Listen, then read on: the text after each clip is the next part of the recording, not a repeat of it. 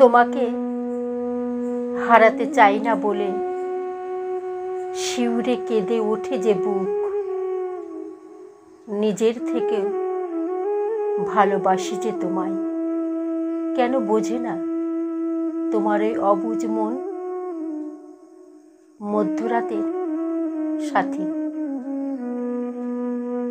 সন্ধ্যাবেলা অফিস থেকে বাড়িতে না ফিরে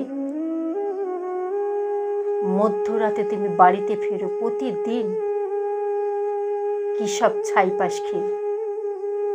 আর আমাদের ছেলে 1 বছরের বাবু, ওর টলমল পায়ে ওই গ্রিল গেটটা ধরে দাঁড়িয়ে থাকে, তার বাবার জন্য অপেক্ষা করে। অপেক্ষা করতে করতে ওর ঘুম এসে যায়, খিদে পায়, তবুও তুমি একদিনও সময় মতো বাড়িতে আসো না। অতটুকু ছেলের চোখে চোখ রেখে তাকাতেই পারি না যে বাবুর চোখে দেখেছি চোখ ছলছল। অথচ প্রতিদিন তুমি বাড়িতে আসো, কিন্তু মধ্যরাতে। আদো আদো বলতে শিখেছে বাবা বাবা।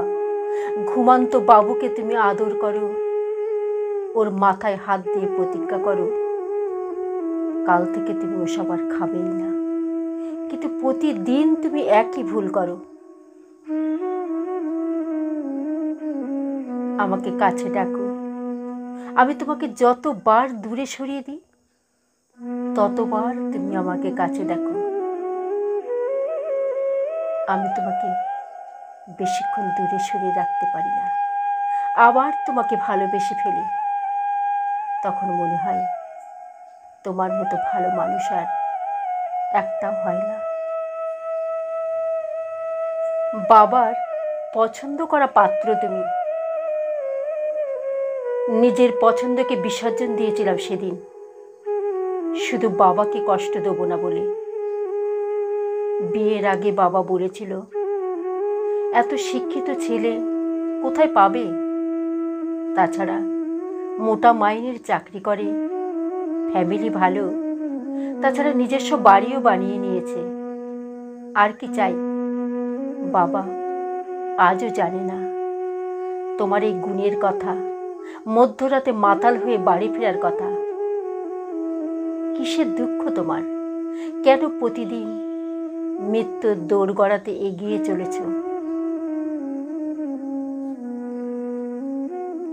এখনো সময় আছে, নিজেকে শুধরে নাও, বাবুর সাথে সময় কাটাও, দেখবে ফিরে পাবে তোমার সেই হারিয়ে যাওয়া শিশুকাল। ঠোঁট ফোলানো কান্না বাবুর, কখনো বা হাসি, কখনো আবার দুষ্টুমিতে সারা ঘরে লণ্ঠভণ্ড জিনিস সব। তোমায় আমার ভালোবাসায় মানুষ হবে বাবু, কথা তোমায় দিতেই হবে। আর কখনো হবে না তুমি মধ্যরাতের সাথী।